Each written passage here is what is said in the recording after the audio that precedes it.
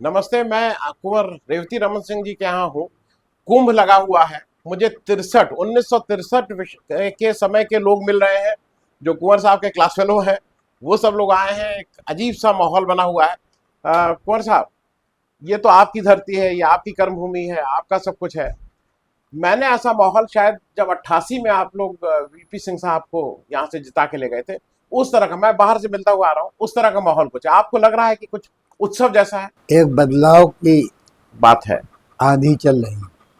लोग, पूरी जनता ये चुनाव लड़ रही है, केवल कैंडिडेट नहीं लड़ रही। इसलिए हमारा मानना है कि अब की गठबंधन की सरकार बनेगी, इसमें कोई दो।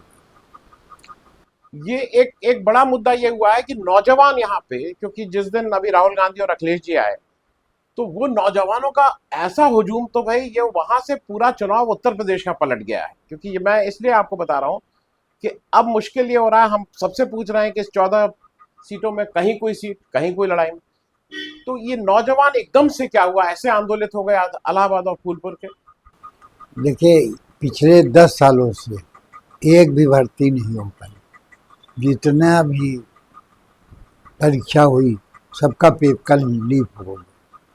तो इतने नौजवान परेशान हैं बेचारे, बेरोजगार भी हैं। अब उनका भविष्य तो खत्म हो गया। भाई 10 साल से पेपर लीक, तो उनका उम्र तो निकल गया। तो नौजवान इसलिए बहुत परेशान है, हैरान है। इनको दिखाई नहीं पड़ रहा है प्रधानमंत्री जी को। प्रधानमंत्री जी बस सोच रहे हैं कि वही 14-19 वाली बात है। अब की उलट पूरा जनता उनके खिलाफ हो गई। जी। मैं एक चीज कौन साहब इसलिए कहूंगा कि आपका एक लंबा सफर है। समाज समाजवादियों के बारे में कहा जाता है कि थोड़ा मुंहफट होते हैं, मुंह पे। लेकिन जिस तरह की भाषा का स्तर हमारे प्रधानमंत्री मोदी जी ने कर दिया है, आपको कभी, जब आप राजनीति में आए थे, आपको गुमान था कि इस तरह के लोगों से नहीं, पाला कभी पड़ेगा? नहीं था। देखा, हमने बहुत से प्रधानमंत्रियों को देखा है, सब शालीन भाषा का प्रयोग करते थे। हम जब पढ़ते थे तब जवाहरलाल जी को हमने देखा, लोग प्रदर्शन करते थे, सोशलिस्ट पार्टी के लोग, खास तौर से शालिग्राम जायसवाल जी, छुन्नन गुरु, इन लोग, जी। सत्यप्रकाश मालवीय जी, इन लोग। तो जवाहरलाल जी उनका मेमोरेंडम ले लेते थे और बाद में उनको अंदर बुला के चाय भी पिलाते थे। जी। चाय, ये इतना वो था। जी। अब एक हमने फर्क ये देखा कि इंदिरा गांधी तक, जवाहरलाल जी से इंदिरा गांधी जी तक कोई बस उस भेजी नहीं जाती थी, किसी अच्छा। को इकट्ठा नहीं किया जाता, लोग स्वतः अपने से आते थे।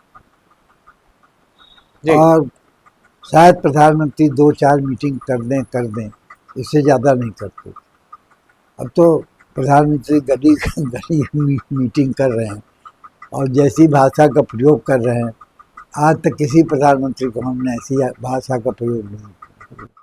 कुंवर साहब, एक अंतिम प्रश्न मैं इसलिए पूछ ले रहा हूँ कि ये संसाधनों की लड़ाई भी है। तो संसाधन में तो आप लोग मैच नहीं कर सकते हैं बीजेपी को, जितने पैसा उनके पास है, जितने हेलीकॉप्टर, जितने ये लोग आ रहे हैं अपने आप स्वतः। मैं तो बाहर इतनी भीड़ लगी हुई है। आप शायद अभी जो बाहर निकलेंगे तो आप देखेंगे, मेला लगा हुआ है। ये कैसे आ रहे हैं लोग? आपके पास कौन सा साधन है? हमारे पास कोई साधन नहीं है। हमारे पास इलेक्शन की तरह मैनेज हो जा रहा है, यही बड़ी बात है। रात को पूरी छापा मार रही है, हमारे वर्करों को लाल कार्ड दे रही है, सबकी गाड़ी तलाशी कर रहे हैं कि शराब बांट रहे हो। बांट वो रहे हैं, पैसा वो बांट रहे हैं। हमारे वर्करों को परेशान वो कर रहे हैं। हमने डीएम को भी कल कह दिया, हम कहा कि देखिए, अगर कोई ऐसी बात करेंगे तो हम धरने पर बैठेंगे। रात को आपकी पुलिस जाकर जो छापा मार रही है और तलाशी ले रही है, वर्करों को टेरराइज कर रही है, तो उन्होंने कहा कि हम देखते हैं। हम कहा आप देख लीजिए, हम नहीं चाहते कन्फ्रंटेशन लास्ट मोमेंट में, लेकिन अगर आप मजबूर करेंगे तो हम उसके लिए भी तैयार हैं। कुंवर साहब, अगर इसका जो भी परिणाम आए और अगर आपके पक्ष में आता है, तो आपकी जिम्मेदारी और ज्यादा नहीं होगी बाकी इलेक्शन से? क्योंकि इस बार लोगों का बहुत ज्यादा उत्साह है और आपसे उम्मीद भी बहुत है, अपेक्षा बहुत है। अपेक्षा बहुत है। नहीं, जो ये गठबंधन का इलेक्शन मैनिफेस्टो है, उसमें जैसे ही बातें लागू होने लगेंगी तो धीरे धीरे लोगों की जो अपेक्षाएं हैं काफ़ी हद तक पूरी हो जाए। तो उससे अब फिर देखिए जब प्रदेश में दूसरी सरकार है तो उतना तो नहीं हो पाएगा क्योंकि केंद्र सरकार का लिमिटेशन है, लेकिन फिर भी जितना केंद्र कर सकेगी, क्योंकि एक बात आपको बता दें, जब इलाहाबाद में बदलाव होता है तो देश में भी बदलाव होता है।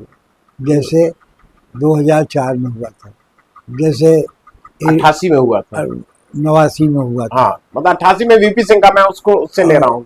तो इस तरह से इस समय इलाहाबाद में बदलाव होने की उम्मीद है, पूरी उम्मीद है। तो देश के राजनीति में भी बदलाव होने जा रहा है जी। इसीलिए आपसे कह रहे हैं कि गठबंधन की सरकार बनने की हमको तो 100% उम्मीद है। जी, बहुत बहुत धन्यवाद कुंवर साहब बात करने के लिए। नमस्ते, मैं उज्जवल रमन सिंह साहब के साथ हूँ। उज्जवल साहब, मैं बिना किसी भूमिका से आपसे प्रश्न इसलिए पूछ ले रहा हूँ कि आज अंतिम दौर है, 5 बजे चुनाव प्रचार थम जाएगा। इस समय आपने समय दिया। उज्जवल जी, 2-3 जिम्मेदारी आपके ऊपर ज्यादा है। आपके ऊपर इस कंस्टिट्यूंसी की जिम्मेदारी है जो इलाहाबाद का पूरा देश देखता है। आपके ऊपर राहुल गांधी के साथ साथ अब अखिलेश यादव जी ने भी है, यहाँ दोनों लोग आए और उनकी जिम्मेदारी है। आपके पास लीगेसी की जिम्मेदारी, आपके पिताजी का जो नाम है और जो जिस तरह का आदर है एक उसमें, उसकी जिम्मेदारी। मुझे तो ये लगता है अगर आप, जैसे भाई मैं आपसे हूं, तो अगर आप जीत गए तो इतनी जिम्मेदारी निभाएंगे कैसे, क्योंकि ये मुश्किल काम है। देखिए, ये हम लोग को आदत है और मैं तो समझता हूँ कि चाहे अखिलेश जी हों, राहुल गांधी जी हों, सब एक समान रूप से जो है विचारधारा एक होकर, नीति और कार्यक्रम एक होकर, तो मुझे कहीं पर भी कठिनाई नहीं नज़र आती। और जहाँ तक लेगेसी की बात है और आप पार्लियामेंट्री कॉन्स्टिट्यूंसी की बात कर रहे हैं, ये हम लोगों के आदत में है, यही काम दिन और रात करते चले आए हैं, तो इसमें कहीं से भी कोई कठिनाई, कोई परेशानी नहीं। ये सहज भाव से ये हम लोग इस काम को जनता की सेवा करते आए हैं, करते रहेंगे।